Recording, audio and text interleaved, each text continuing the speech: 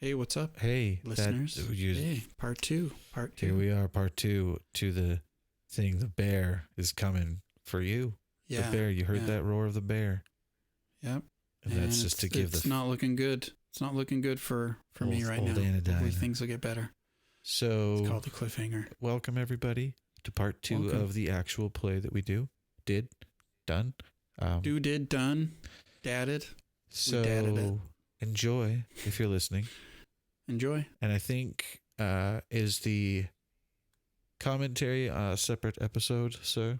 Yeah, that'll be next week. Cool. So it'll and be you 7. can hear about how we planned it and all of that after. We may even talk about it later. I don't know. I'll think about that at another time. Remember, force damage rules. Philomythia podcast. Right. Then that sound was. And then you hear the roar of a bear. Oh, shit. Okay. And you can tell that it's coming from south of you, from like behind you. Okay.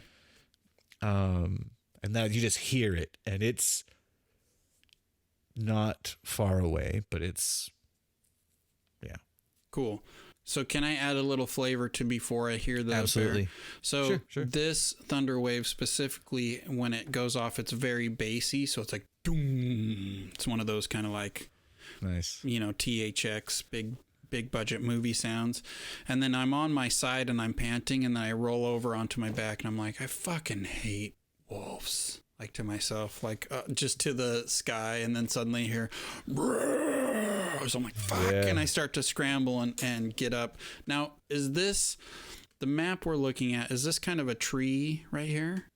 It's kind of a tree. It's like a weird, like a river birch. Or, so it's not a tall tree. It's not something I can climb. I mean, it's kind of tall, but it's a lot of trunks coming out of a certain area, right, and getting bigger. Right. So I am going to look for a tree to climb if there's a bear that seems to be coming this way. I mean, you don't know if it's coming your way. You just heard that it's close to you. So can I hear where the roar is coming from? Which direction? South of you. And right? south, like from south is the bottom of the map? Yes, okay. It's coming from that direction. So I want to sneak off and maybe go hide. There's a bush up in the top right corner of the map. Right, I want to go. Well, it does the map no longer matters. So I'm looking for some place to hide, and all right. Yeah, there's plenty there's plenty of shrubs and all sorts of undergrowth and things, because you're tall, but this is a forest, man. So there's shit everywhere. Okay, so I'm gonna go to the north.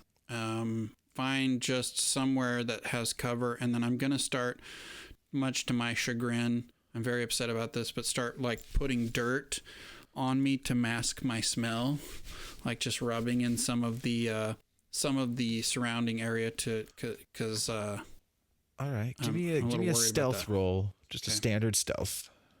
No, okay, I want a stealth and a nature. Stealth and a nature, okay. Now, one of these is to determine a certain thing. It's not the pass-fail situation. Okay, cool. So 19 and 10.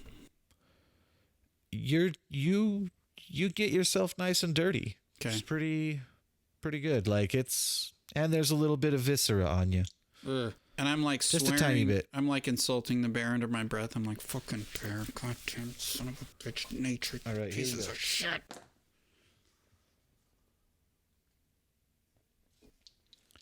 How long do you want to wait in this hiding spot? I mean, do I see anything within like the next 10 minutes? No. So I hear the roar. Probably wait 20 minutes. 20 minutes? Okay. Yeah, something like that. So wait for 10. If nothing comes by, wait for another 10. And if nothing has shown itself, I'll probably start to get back on course, looking for Dirk at this point. You sit there for about 20 minutes. Mm-hmm. You don't hear any other noises. You're just sitting there. Nothing happens. You don't hear any more bear noises. You don't hear anything. Right. And then, so 20 minutes but has gone by. Right. So Okay. now we're at about, it's been close to an hour since you cast invisibility. Obviously, invisibility is not on anymore. I'm just Right. giving you a time reference. So if nothing All right, shows so up. now you're. Oh, sorry. Right, Go ahead. So now no, you're good. Which direction do you want to go? You're now back to looking for Dirk. So where I saw the wolves, because I was coming up on them, like, am I completely turned around, or do I still kind of know my directions? Give me a survival check. Just standard survival. Let's see, survival check.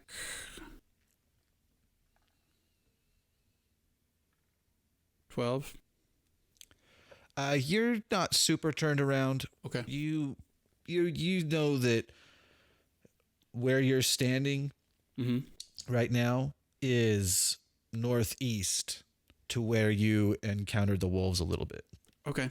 So I want to go up to around where I first saw the wolves and see if there are any tracks, or if any signs of Dirk, any signs of other people.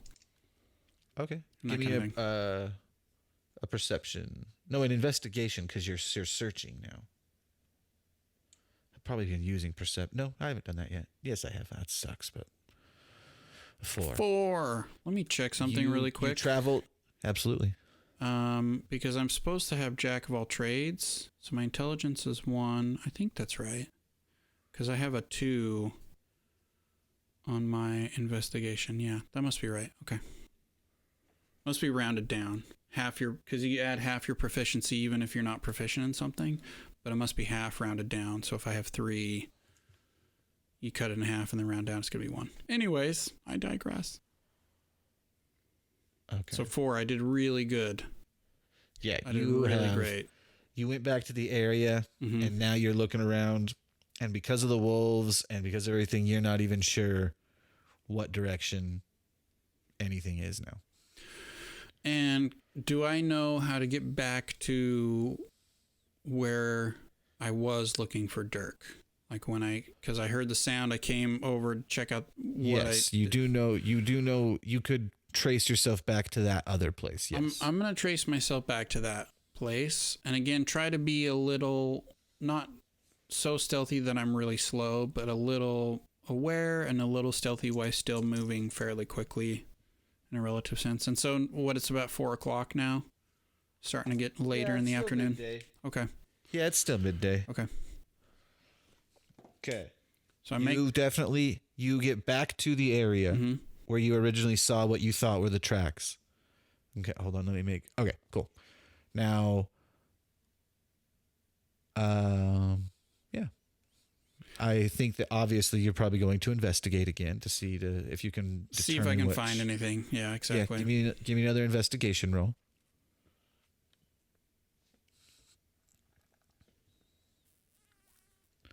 14, baby. All right. As you get, you're a little frustrated, I imagine. You'd have had to backtrack a ways. You got attacked. You're bleeding a little bit. And you're just like, fuck. Really quick. Yeah. I wanted to cast Cure Wounds on myself. Cool. Go ahead and roll it. That's good. That's fine.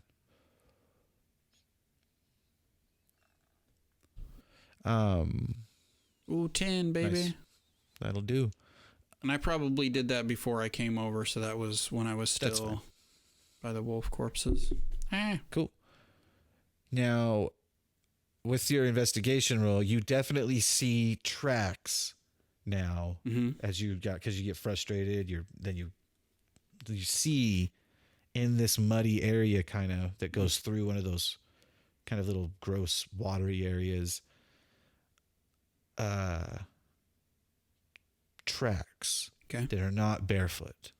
Not barefoot. Do they seem man size, like not small size? No, they seem small size, and then there's like a bigger set. You can tell from your days of just being around in Faerun, those are goblin tracks. Shit.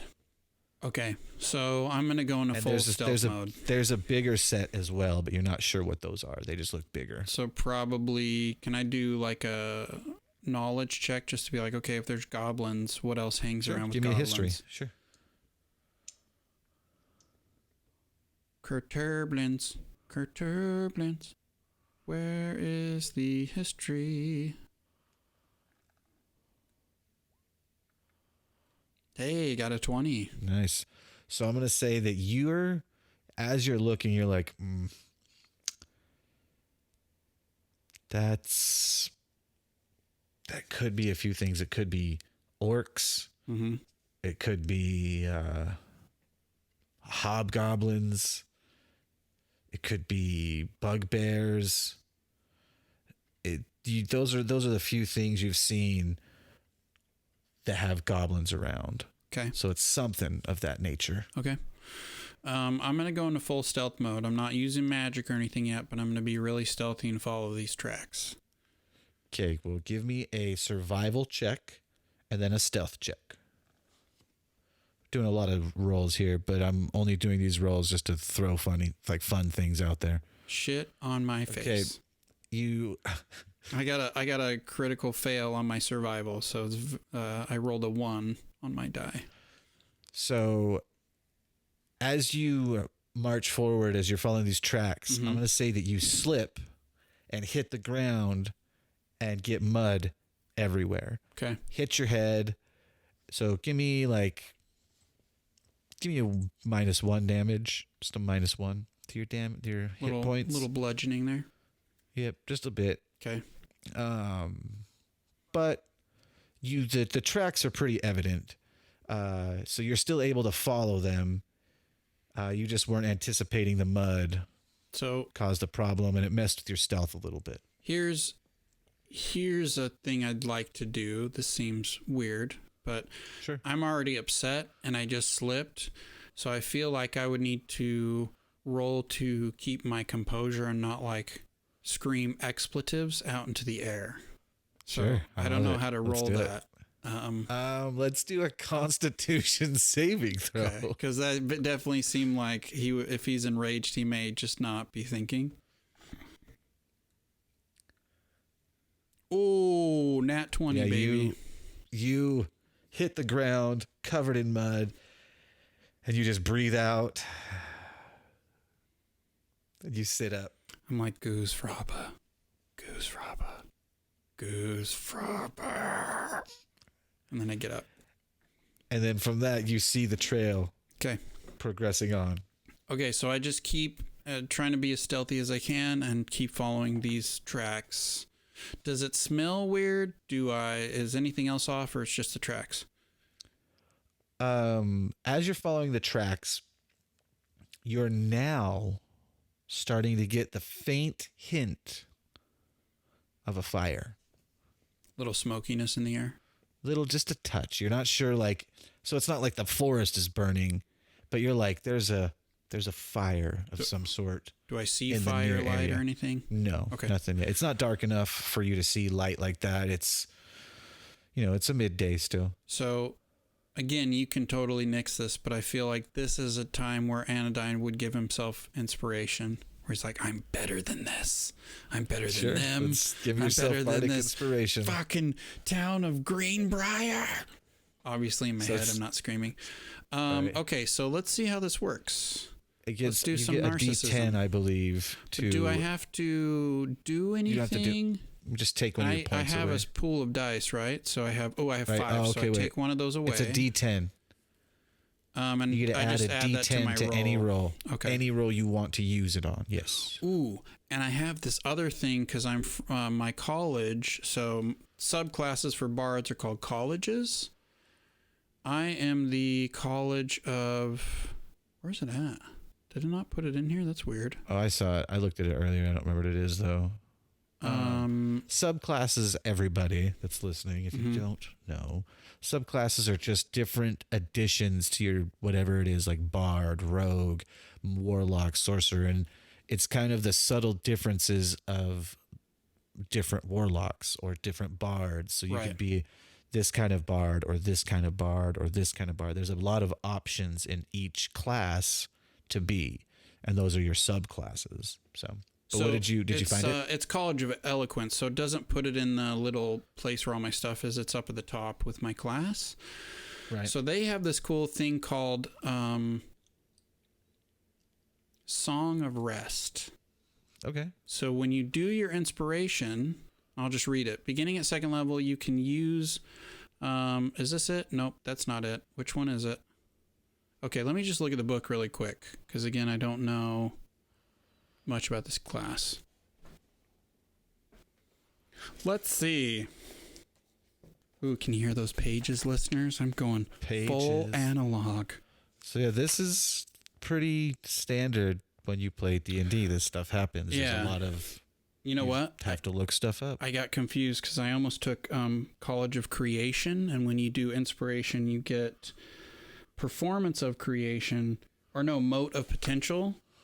So when the character gets inspiration, or bardic inspiration, this little mote of light that looks like a musical note or a mote of creation floats around them, and you get this cool stuff. I almost took it, so I got those conflated. So I take the inspiration. I'm like, yes, I'm so awesome. And then I'm just gonna save it for. I can just save it for a roll, right? When I want to. So I guess I'll click on I'll put inspiration in my sheet. So I'm just gonna keep sneaking until I see something. Like I'm gonna listen. I have dark vision from my ancestry, so I'm gonna look forward. I'm just going to try to stay as stealthy as possible by still being quite angry about my clothes. All right. I just moved you. You probably can't see it, though. It's all dark, so I can't see anything, but I did see that you moved me. Oh, goblins. I see you.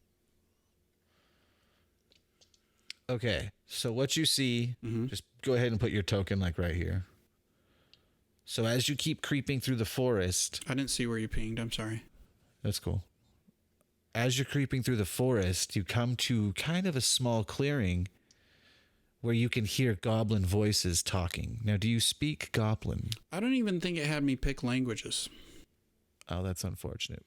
I think for the sake of what we're doing... I have common and infernal.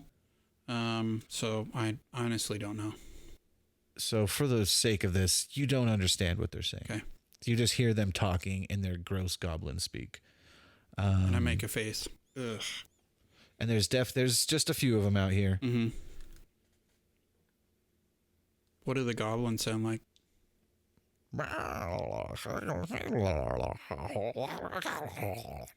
Just like I thought it would sound. Gross. It's terrible. Sorry.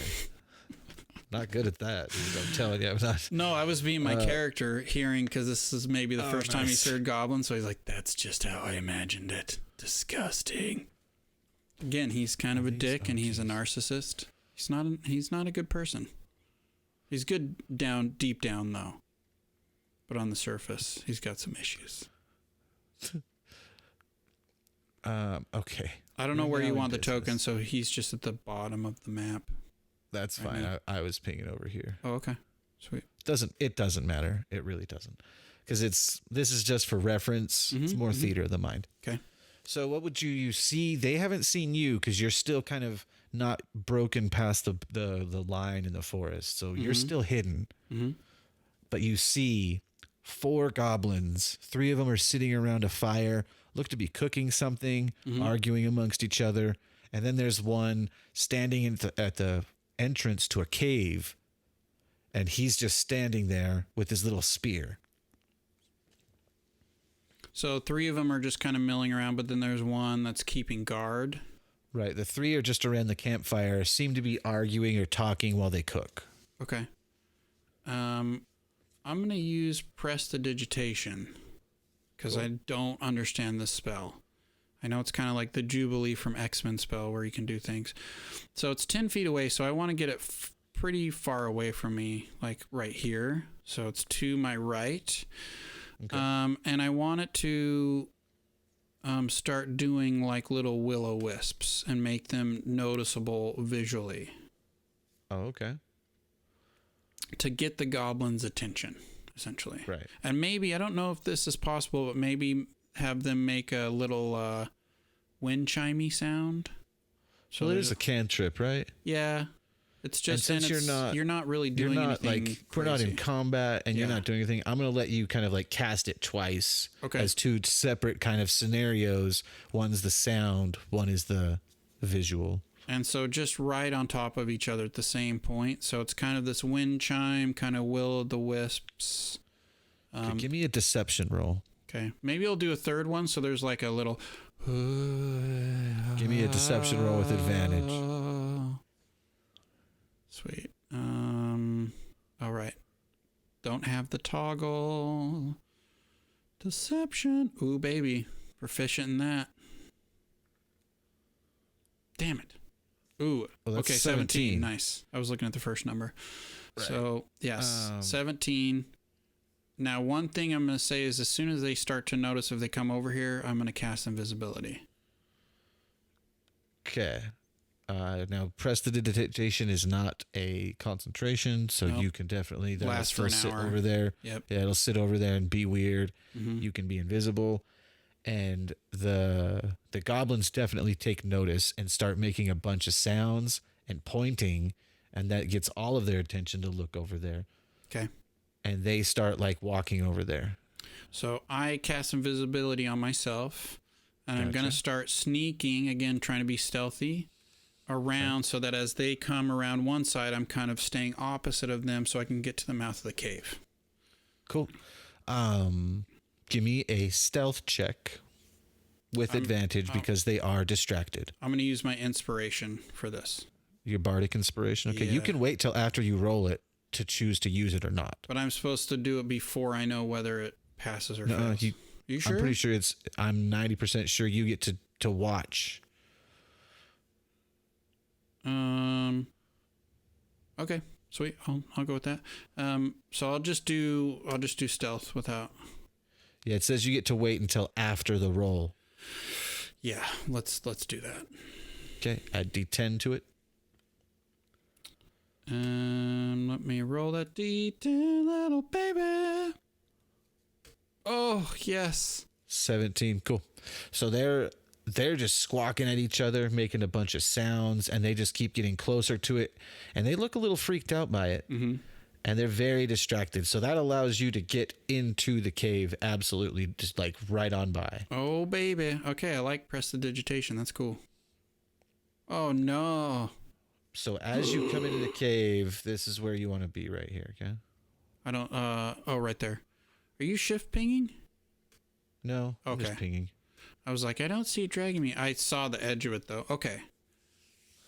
Now, when you come in here, you definitely hear the muffled kind of like sobs of people. This isn't a big cave. Mm-hmm. It's pretty small. There's a small stream kind of running through it.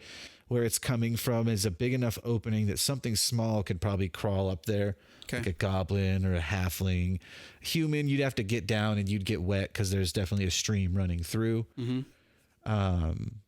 It's dark, but there are torches everywhere. It definitely seems to be some sort of place people have created as a lair, some sort of thing. Okay. You can hear goblin chatter and a deeper sound that's making the same guttural noises, and then that's about it. But you can definitely hear the sobs of people coming from over here. And do I see can't these see- steps?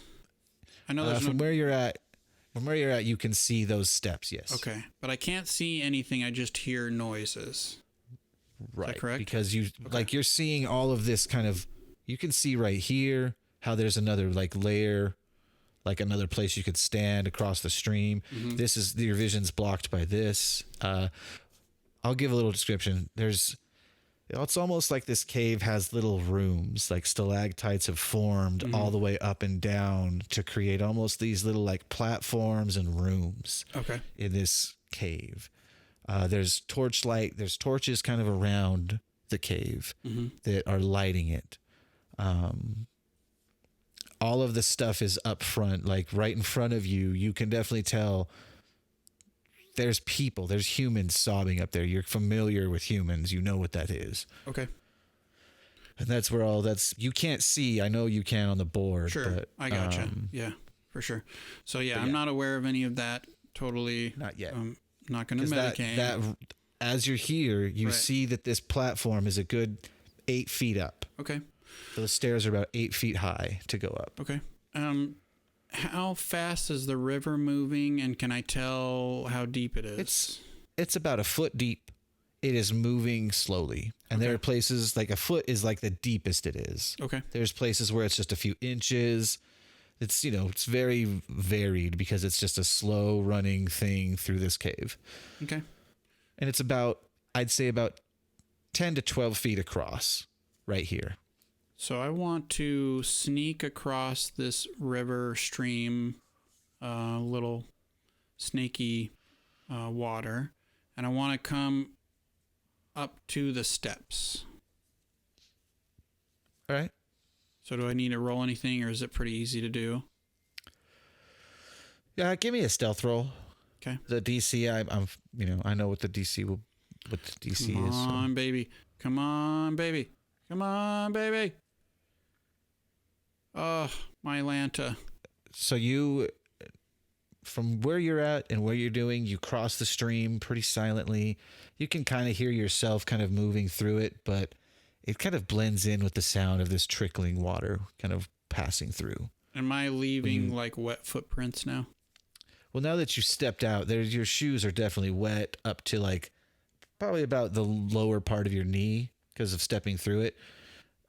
So you are definitely leaving a lot of water, but this cave is very damp. It's not like you're stepping on a dry area. Okay. So I want to just crawl like hands and feet, not totally on all fours or anything, but so I'm lower, even though I'm invisible, and just peek up over onto the platform at the top of the stairs and get the lay of the land. So I want to come right here. So you definitely get to the top of the stairs. You see one of the goblins make a sound and look behind itself. Mm-hmm. And then it looks back to the rest, and you see, I mean, so these aren't mysterious creatures to you. You see 3 goblins, a bugbear, and a hobgoblin. The bugbear and the hobgoblin seem to be talking to each other. You don't understand it. And the 3 goblins are there. And then you see a cage with 3 people in it. Okay. And one of them is Dirk. I'm like, oh, Dirk. Why, Dirk? Your mushroom pie is so delicious. You can't die. And I'm just saying this like under my breath, like, Dirk. Again, the little goblin turns around and looks. Okay. And it doesn't see anything, so it's just like, huh. I'm going to measure something because it's about to get gangster. Let's see. So that's 15 right there. Oh, no, that's way too big. Now, the people down here are in a cage, you said? Yes. This token shouldn't be right there. I don't know why he is. Sorry.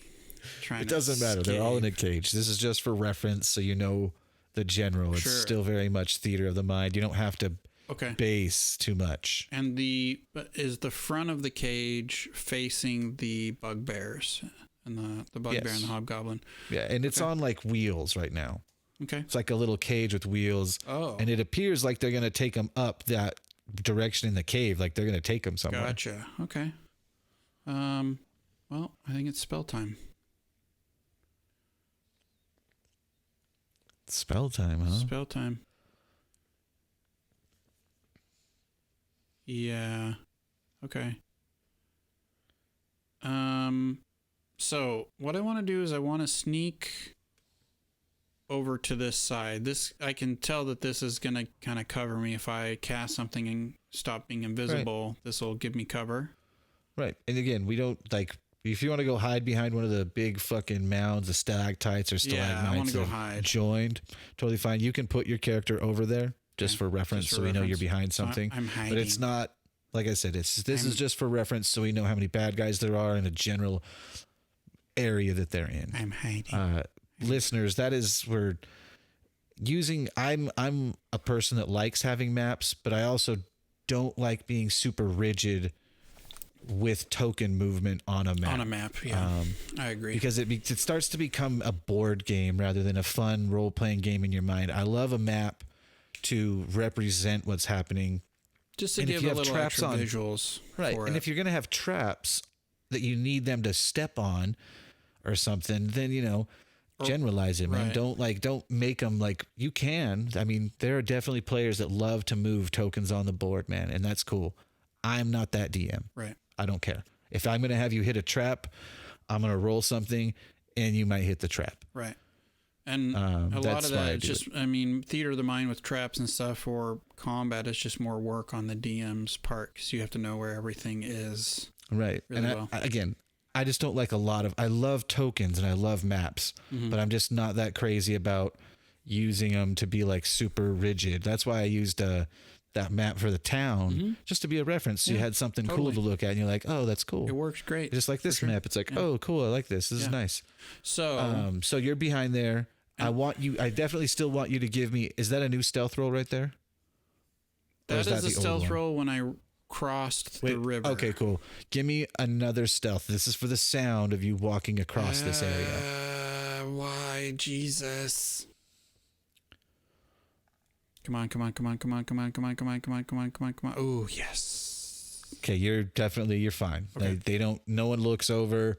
You still hear their guttural sounds, but as you get to that, as you start to round behind this thing, you definitely notice on one more goblin that's down on the ground level because you're up higher on this platform area, and you see there's one goblin down there, and he's just kind of sitting there, and he looks to be dozing off, kind of sleeping with his little spear. Okay. And the prisoners, are they tied up in the cage, or are they just in the cage? And like, so if I unlocked the cage or opened the cage, would they be able to run, or are they bound at the wrists and the feet? From where you're standing, it's hard to tell. Okay. I will let you roll a perception check from where you're at. The DC is not great for you because of how far you are and they're in a thing, but definitely roll. I think I'll just wait on that. Okay, that's fine. If it's too dark, if it's too far away, I do have dark vision, but I'm guessing that it's just matter. hard. The DC is not impossible at all. Like I wouldn't have you roll if it was impossible. But I just feel like, okay, if that's kind of a waste of time, then I'll you definitely look and you're like, I can't really tell. If you wanted to really focus, we'll roll, but you're not wanting to. So what's next? Well, I noticed this new. I noticed this new goblin down here. So, I kind of weigh my options. I'm like, all right, so there's 4 goblins. There's also the goblins outside. So if I do anything crazy, they're going to come running. So I think I'm going to pull my same trick where I'm going to cast, let me make sure it's in range. I'm going to do Prestidigitation 3 times. I know it's going to stop making me invisible. But to at least get the goblins' attention away, like get them further away from everything. Are you just going to do the same will-o-wisp? It's only 10 feet. Shit. Yeah. All right. So now, is this like a separate room that I'm in with walls, or am I kind of just on a higher ledge? You're just on a higher ledge. There are some wallish areas because they're the stalactites that have joined with the stalagmites throughout this area. Mm-hmm. So there's areas where you can see into this kind of other chamber where everything is, but it's still kind of like an open thing because there are bigger areas that are open and then there's smaller ones. Man, Prestidigitation. I wish I had farther range. So I think I'm going to...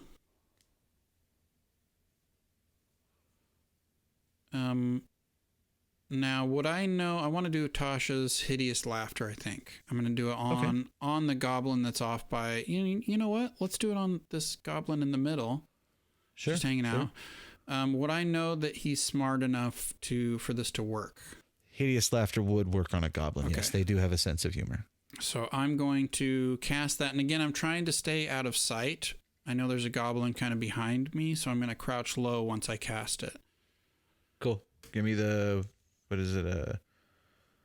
Wisdom? It's a wisdom saving throw for the... Yeah, he fails. That's an 8. Okay. So he falls prone and starts giggling at everything. So this goblin just starts erupting. It goes, starts losing its mind, and everyone looks over at it, and it's rolling on the ground. It rolls in the little fire that they have going. It's just a tiny little fire. Right. He starts rolling through it. Everyone starts freaking out, and chaos has ensued. Okay. The bugbear and the hobgoblin run over and start like screaming in this guttural language at it. And then one of them pulls out the spear and just goes and kills that goblin. So as soon as they all cluster, and probably right when he brings his spear down, I cast Thunderwave. Oh shit, fuck. And I'm going to do it at level 4. Doesn't it have to, the origin point has to be like your hand? Oh, you're right. You So know you'd what? have to, you could come around and do it. As soon as there's commotion, I'm going to run around and get like try to sneak and get right here.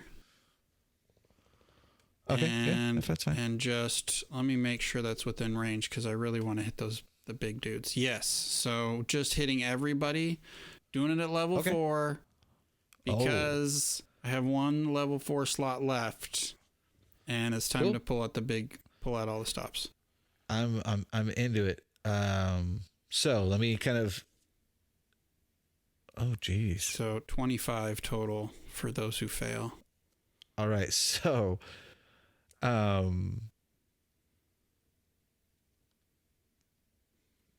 okay. I only have to do one saving throw, honestly. Don't save. Don't save.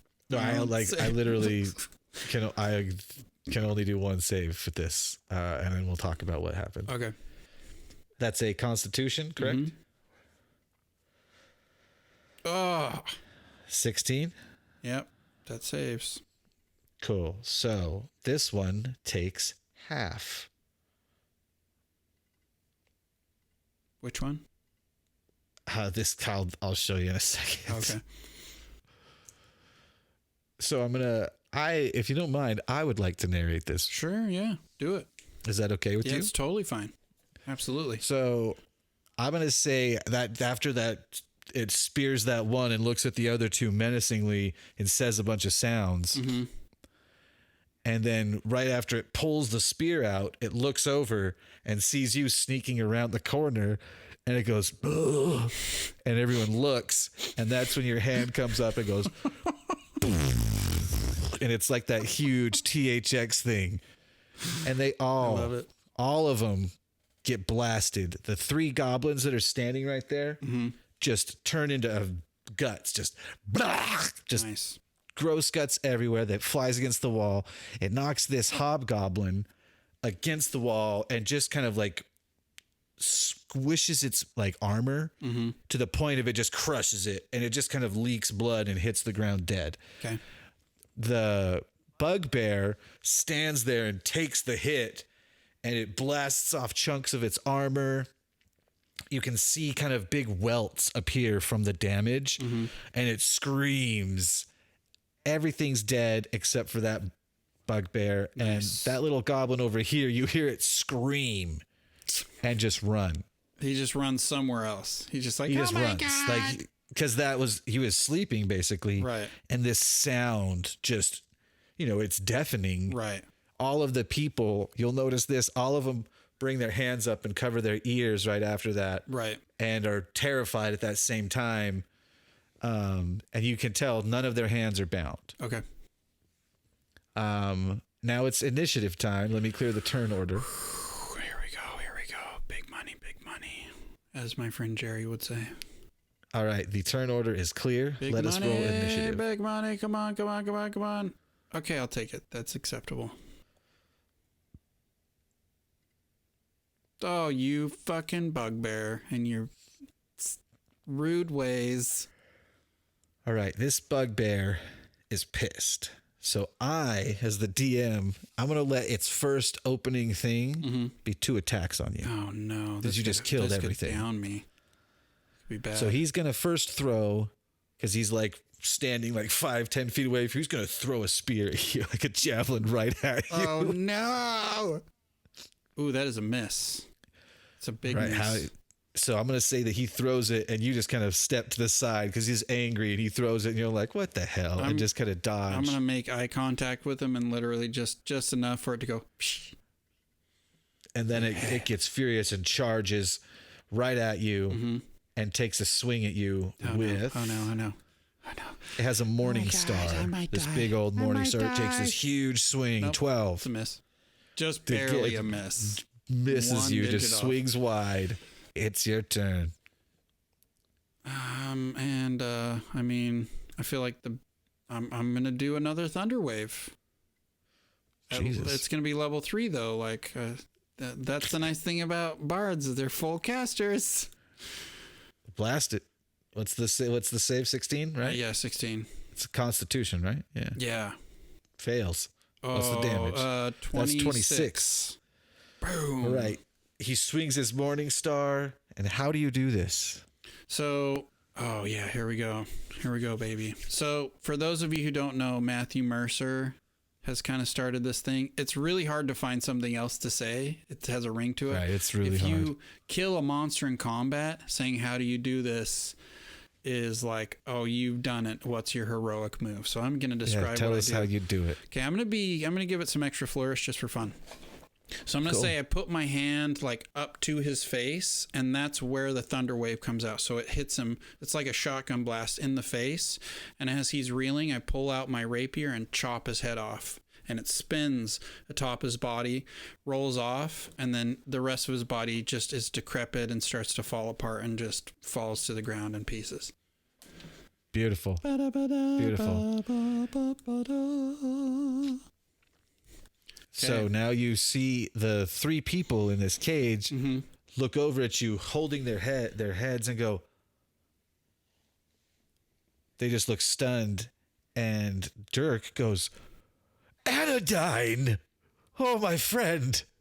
And I kind of stumble forward, and I'm like holding my side, and I'm bleeding, and I'm covered in mud, except for my boots, because like the bottom of my boots, because I walked in the river.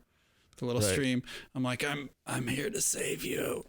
I'm like kind of leaning like, oh my God.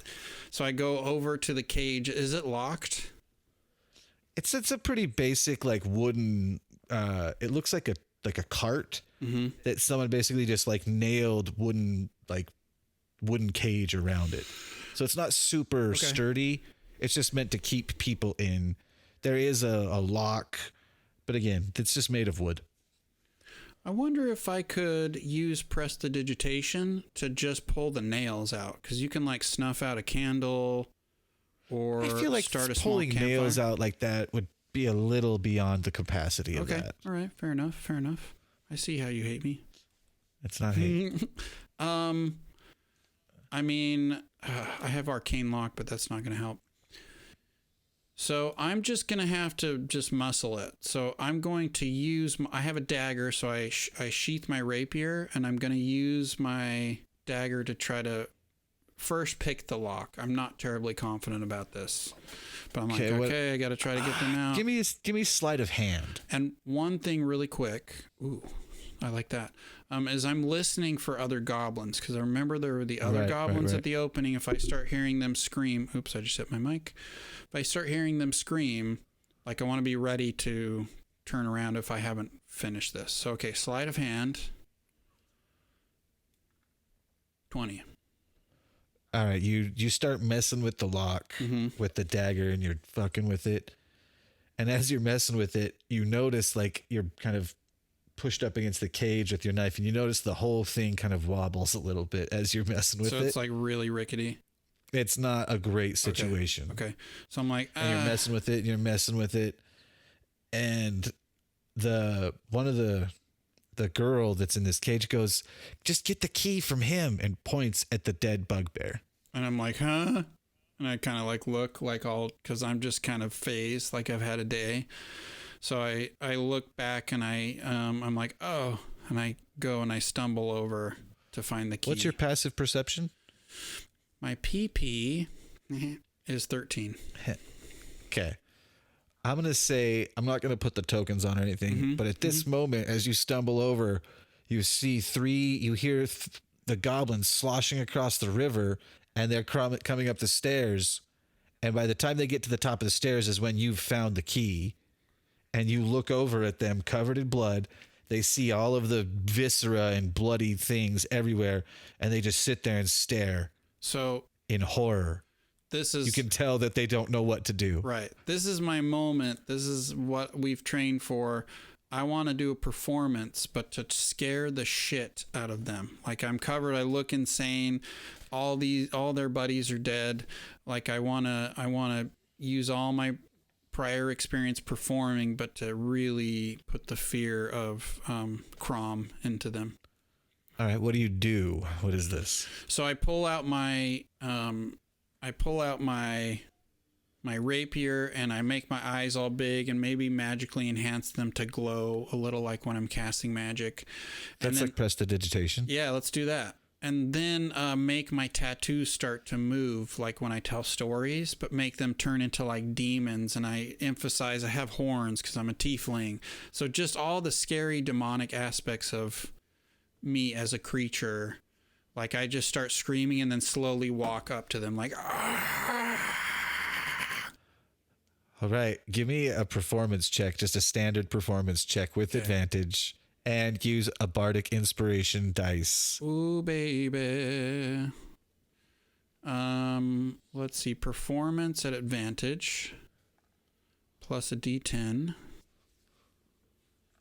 30. Wait, let's see. 39. Ah!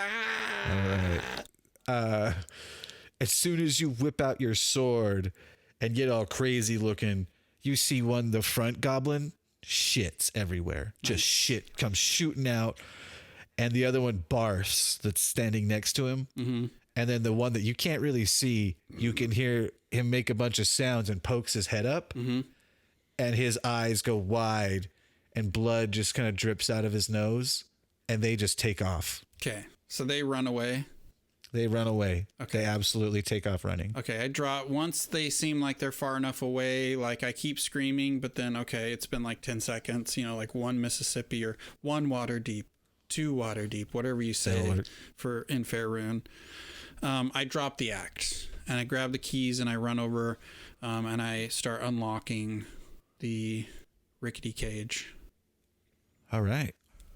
You unlock the cage. Mm-hmm. Everyone comes out. Dirk is like, Anodyne, thank you so much. And he kind of hugs your leg. And I'm like, you owe me 5 pies.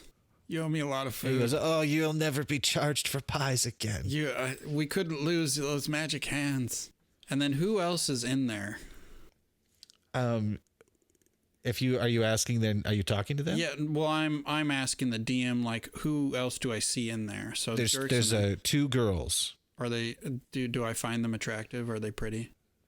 They're young girls. They're very they're young. They're okay. kids. They're like teens. Kids. They're teens. All right. So he's like, all right, come on, folks. Let's get back before the goblins. Oh, thank you so much, sir. Yeah, come on. Thank you. Come on. All right. Dirk, can you lead us out? Yeah, I think I can help you out. I don't remember Dirk's voice. Sorry. That's fine. I think we can get out of here. And he leads you back to Ernald's mushrooms. The 2 girls, thank you. Mm-hmm. You exchange names with them. One of them, just for your notes, is Donna Sue. Donna Sue. Yep, Donna Sue. And the other girl's name is Mick Thorne. Mick Thorne. M-I-C-K? M-I-K, last name Thorne. Okay. Is she related to Kip Thorne, the physicist who worked on Interstellar? I don't know. So you arrive back. Ernald's embraces Dirk. Dirk embraces back. And he says, I'm sorry, I tried to go get more mushrooms and I got caught by some goblins out there in some sort of trap, and they were going to take me. But next time I'll go with help for mushrooms because the forest is getting more dangerous. And Ernald's big, mushy frame hugs Dirk, and he looks at you and he goes, thank you, not Ernald. Thank you, Anodyne. Mm-hmm. I don't know how I can repay you for saving my friend. You can start by running me a bath. and I'm still all muddy and like phased and like cut up, and he claps you on the shoulder and he goes, "Oh, anything for you." And they draw you a bath, and that's where we're ending it. sweet. I want from you, or I request a little epilogue. Like, how does the day end? After the bath is drawn, Anodyne sits in this wonderful, steamy, aromatic bath in this big copper. It's a big copper bath. Okay. And the serving girls come in. They keep asking if you want things. They're bringing you small hors d'oeuvres and fruits and ales, and a healer comes in and dresses your wounds, casts some spells on you to make sure you're in top condition, feeling good again. Mm-hmm. You definitely hear the rumors, though, from these girls talking to each other as they're addressing and dealing with you, about that nobody has still seen Cain's daughter. She's still missing. And then you start hearing that some of them are just talking about how they think that church is actually a cult. There's rumors of this cult. Okay. After your bath, you come downstairs. The tavern is filling up. Ernald comes and greets you and takes you to a private table. That's your table. That's right near where you were performing before. Nice. And there's a little area now, kind of sectioned off for you to perform. There's a chair. All of your instruments are polished and laying there waiting for you. And there's many drinks also on your private table with a lush array of food waiting for you. Nice. And Ernald says, "You are welcome to stay here as long as you'd like. We'd like to keep you here forever. Ever, ever, ever." That's the end of it. Nice. I think Anodyne will stay. And I kind of have this image that what he does after he gets liquored up is he gets onto his little stage and then recounts the tale of his Herobics, nice. Like kind of building himself and embellishing and like making it more comedic and silly. So cool. Well, nice. That was good, man. I liked that. That was a lot of fun. That was really fun. Let's cut right there. We'll say that's the end of that. So bye, and listeners. Bye. Let's take some time and talk about what I did to prepare for that. If this is the end of the episode, you have to say something. Oh, you want it right here. Well, I mean, if this is the end of an episode, this is the end of part one. So I'm going to say, listeners, I hope you enjoyed me being a DM. I hated it. No, I'm just kidding. It was fun. Stay sweaty, baby. And don't get muddy.